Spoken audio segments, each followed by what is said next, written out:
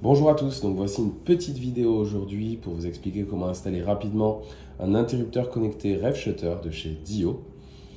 Donc vous avez l'application juste ici, on vient l'ouvrir et appuyer sur le petit plus qui se trouve en haut à droite. Ensuite on va dans domotique, prise et interrupteur et on sélectionne interrupteur de volet. Une fois que c'est ça, on regarde notre interrupteur et en particulier donc sur le bouton du milieu. Donc cette étape vient après l'avoir bien évidemment branché au mur. Donc pour le brancher au mur, on coupe l'électricité. Une fois que les branchements sont effectués, on rétablit l'électricité et on va venir l'installer dans l'application. Donc voilà. Donc là, on confirme bien que le voyant est éteint dans l'application. Ici sur cette étape, on vient aller dans mode d'installation alternatif qui consiste à deux étapes, donc où on appuie 3 secondes et ensuite, on vient appuyer une deuxième fois pendant 3 secondes. Donc, on va venir appuyer sur la touche du milieu pendant 3 secondes. Et voilà, je ne sais pas, c'est très faible. Donc, n'hésitez pas à avoir une pièce avec faible luminosité si vous pouvez pour voir le voyant clignoter. Donc, on voit qu'il clignote rapidement en rouge. Et donc, on va venir appuyer une deuxième fois pendant 3 secondes.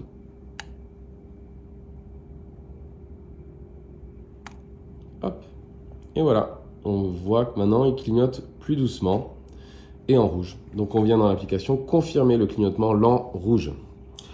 Ensuite, on va venir sélectionner donc son réseau Wi-Fi. Donc, il y a des chances qu'il soit déjà indiqué juste ici.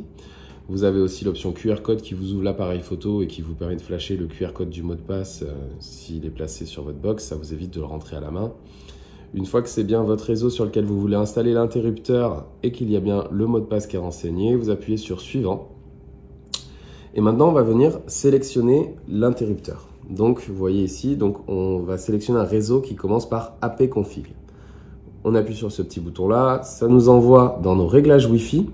Et ici, on le voit bien, APconfig, c'est notre interrupteur. On vient du coup le sélectionner. Une fois qu'on a le petit checkmark bleu, on retourne en haut à gauche dans l'application.